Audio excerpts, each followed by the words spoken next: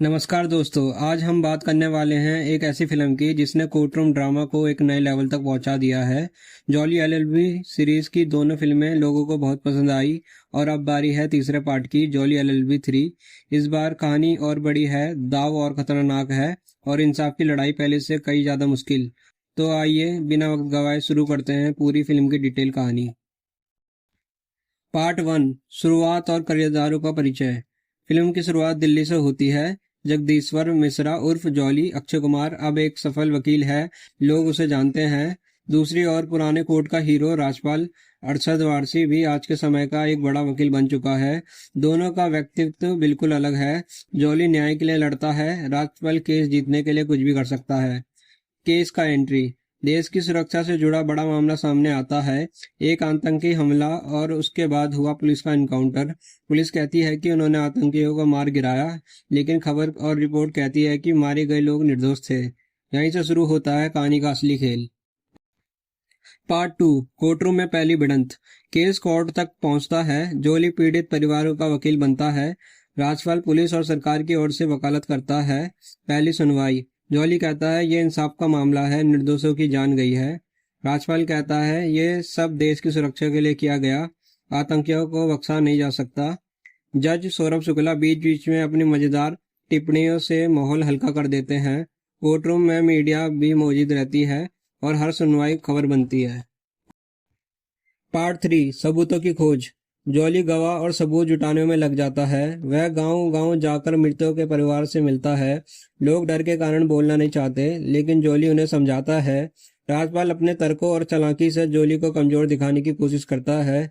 कई बार ऐसा लगता है कि जॉली केस हार जाएगा। जॉली को धमकियां मिलती है, उस पर हमला होता है, उसकी गाड़ी तोड़ी जाती है, लेकिन जॉली हार मानने से इनकार करता है। पार्ट 4, निजी जिंदगी का दबाव। जॉली की फैमिली परेशान हो जाती है। उसकी पत्नी कहती है तुम ये लड़ाई क्यों लड़ रहे हो जब सब तुम्हारे खिलाफ है। जॉली जवाब देता है अगर आज चुप रहा तो कल हमारी औलाद भी इसी सिस्टम में पिसेगी। यह फिल्म भावनात्मक हो जाती है। पार्ट 5, बड़ा खुलासा। केस के दौरान जॉली एक पुलिस ऑफिसर तक पहुंचता है।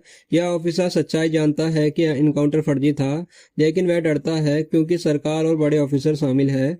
जॉली उसे मनाता है कि वह गवाही दे। राजपाल को भी शक होने लगता है कि कहीं वह गलत पक्ष की वकालत तो नहीं कर रहा, लेकिन वह अपने क्लाइंट के दबाव में चुप रहता है। पार्ट 6, कोर्टरूम ड्रामा और बहस। कोर्ट में सबसे लंबा और जोरदार ड्रामा होता है। जॉली सबूत पेश करता है, कॉल रिकॉर्डिंग, पोस्टमार्टम, गवाहों की गवाही। राजपाल हर सबूत को झूठा बताने की कोशिश करता है। जज गुस्से में कहता है यह कोर्ट है, यहाँ सिर्फ सच चलेगा। मीडिया इस सुनवाई को लाइव कवर करती है। देश भर की नजरें इस केस पर होती है। पार्ट 7, ट्विस्ट और क्लाइमैक्स। ठीक क्लाइमैक्स में वो पुलिस ऑफिसर गवाही देने कोर्ट में आता है। वह बताता है कि इनकाउंटर फर्जी था, निर्दोष लोगों को मारा गया। कोर्ट में सन्नाटा छा जाता है। राजपाल भी हिल जाता है, लेकिन वह हार मान लेता है। जॉली आखिरी दलील देता है, अगर कानून कमजोर है तो देश कमजोर है, अगर निर्दोष मारे जाएंगे तो इंसाफ का क्या मतलब। पार्ट 8वां, फैसला और मैसेज। कोर्ट फैसला सुनाता है। इनकाउंटर को गैर कानूनी घोषित किया जाता है। पुलिस ऑफिसर और नेताओं पर केस दर्ज करने का आदेश। पीड़ित परिवार को इंसाफ मिलता है। जज का डायलॉग, कानून किसी सरकार का नहीं जनता का होता है और इस कोर्ट में सिर्फ सच और इंसाफ चलेगा। जॉली जीतता है, लेकिन कहता है यह मेरी नहीं इंसाफ की जीत है।